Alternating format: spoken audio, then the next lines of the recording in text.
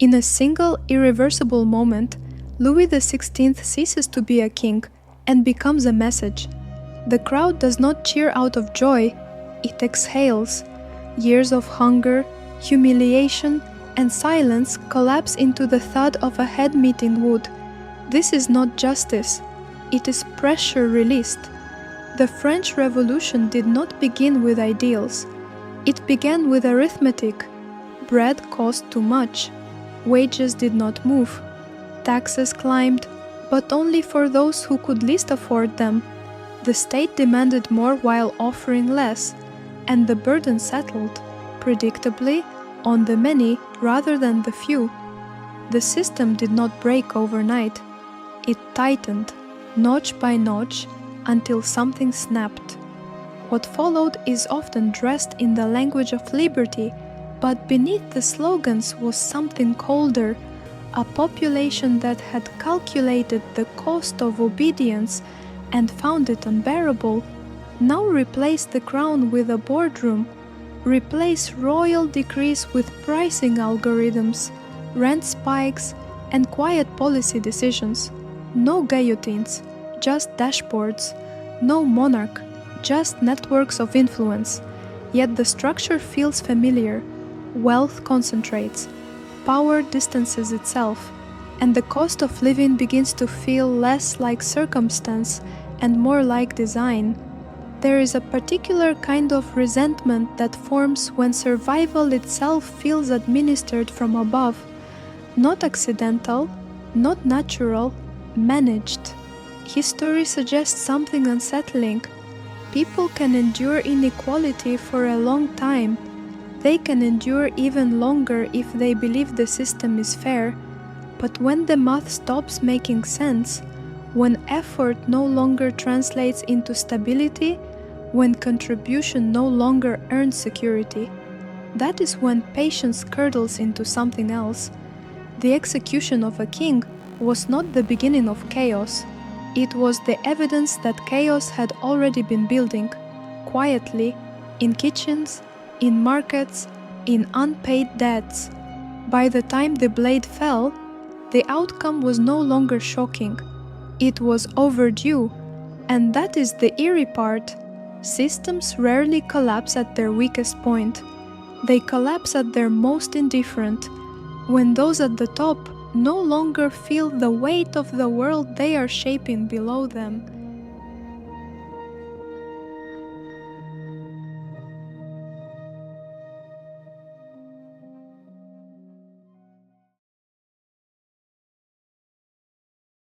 If the blade was the symbol, this is the math behind it.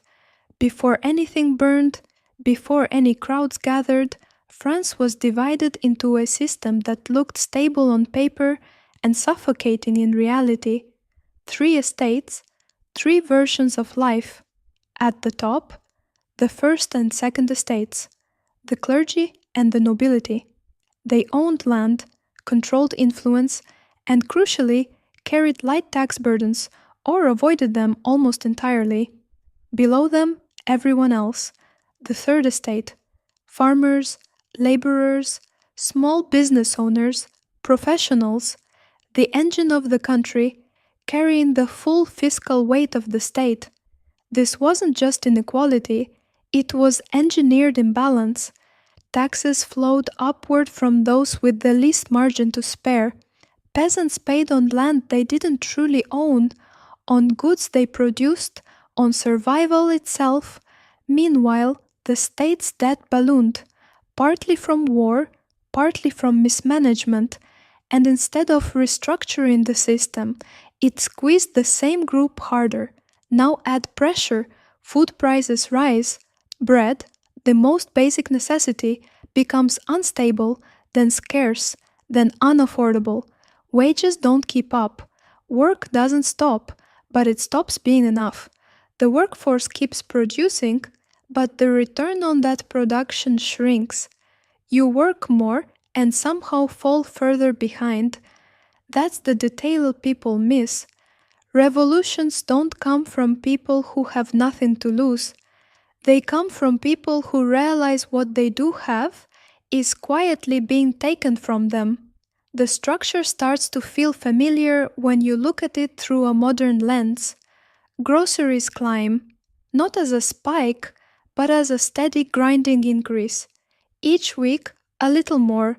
Each month, noticeably more.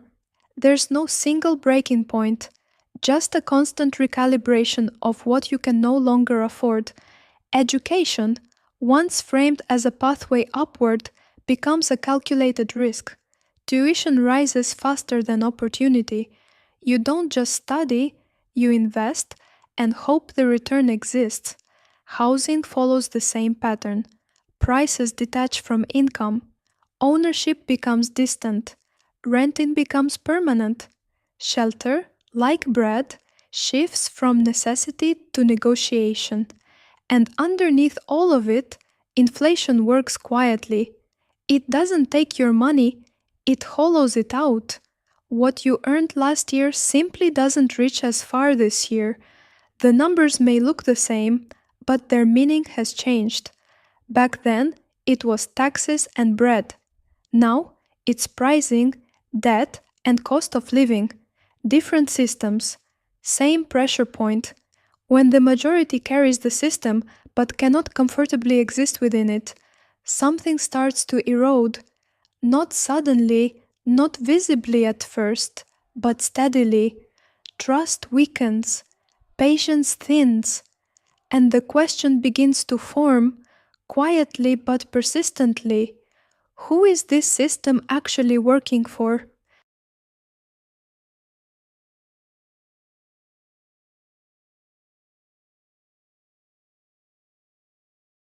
While the lower classes calculated survival, the upper classes performed distance.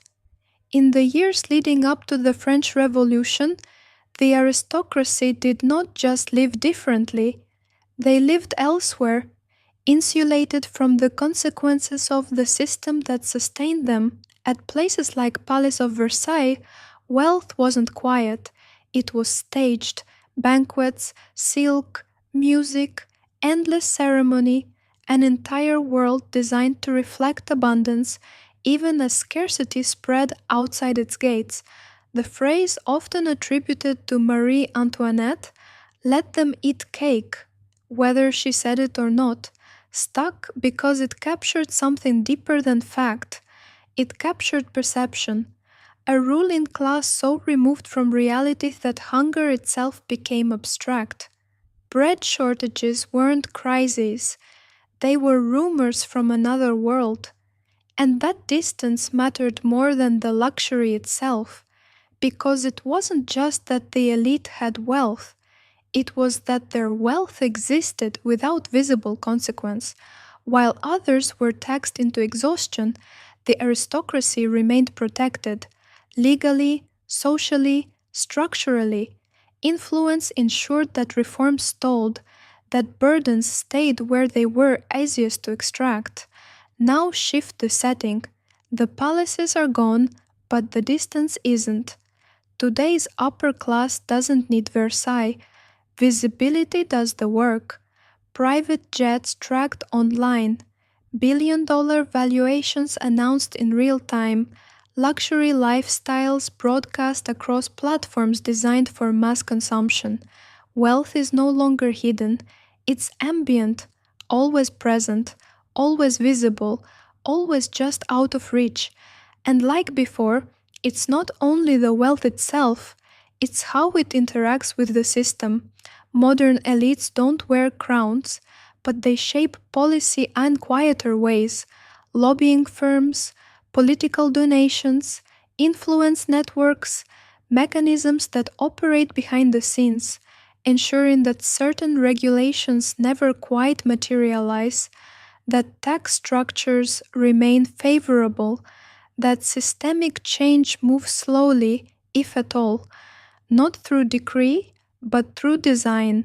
The result feels familiar: a system where those at the top are buffered from the pressures below, where rising costs, stagnating wages, and economic strain are experienced asymmetrically, where solutions that might redistribute pressure are delayed, diluted, or redirected. And just like before, perception becomes reality. Because people are not only reacting to hardship, they are reacting to contrast, to the visible gap between effort and reward, to the sense that while one group adjusts their spending, another expands it without limit. Back then, the court danced while the country strained. Now, the screens glow while the same tension builds underneath. Different aesthetics, same distance.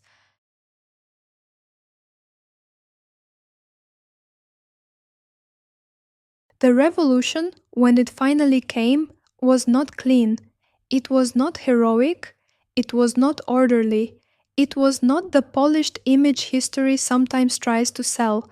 The reign of terror turned anger into machinery. The guillotine did not fall once. It fell again and again until execution became routine. Streets that once carried merchants and workers carried something heavier now: suspicion. Neighbors watched neighbors. Accusations became currency. Justice blurred into vengeance. This is the part often softened in textbooks, because once a system breaks, it doesn't immediately rebuild, it unravels. The same force that tears down inequality can, if left unchecked, turn inward. What begins as resistance can become instability.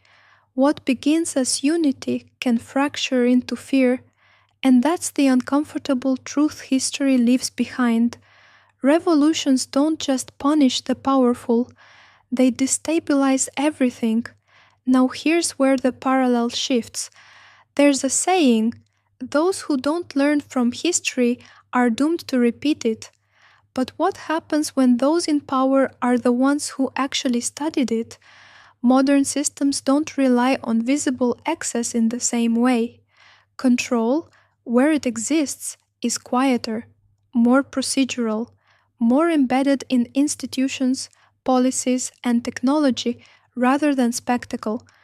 Companies like Palantir Technologies, for example, work with large-scale data analysis, used by governments and organizations to detect patterns, manage risk, and improve security.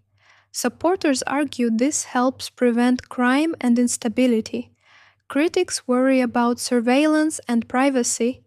Both perspectives exist, and the tension between them is very real in today's world. Similarly, organizations like the World Economic Forum discuss ideas like digital economies, global cooperation, and financial innovation. Digital currencies, especially those issued by central banks, are often framed as tools for efficiency and inclusion.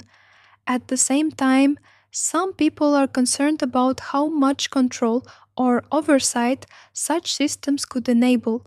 These debates matter, but they are still debates, not settled realities.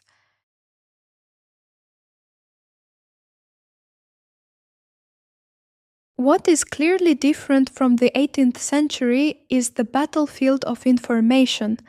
The French Revolution spread through pamphlets and word of mouth. Today, information moves instantly, and not all of it is reliable. Social media can inform, but it can also distort. Competing narratives emerge at the same time, each claiming truth, each undermining the other. The result isn't always clarity, sometimes it's confusion, and confusion changes how people respond to pressure. When people don't know what to trust, they don't act in unison. They hesitate, they fragment, they look for certainty, any certainty, even if it comes from voices that simplify complex realities into something easier to hold on to. So the question isn't whether history repeats itself exactly, it's whether the conditions, pressure, inequality, distrust, still exist, just in different forms. Because if the French Revolution teaches anything, it's this: the breaking point doesn't arrive loudly, it builds quietly. through systems people stop believing in, through costs they can no longer carry, through a growing sense that the structure above them is no longer accountable to the lives below it, and whether in the 18th century or now, that tension doesn't disappear, it waits.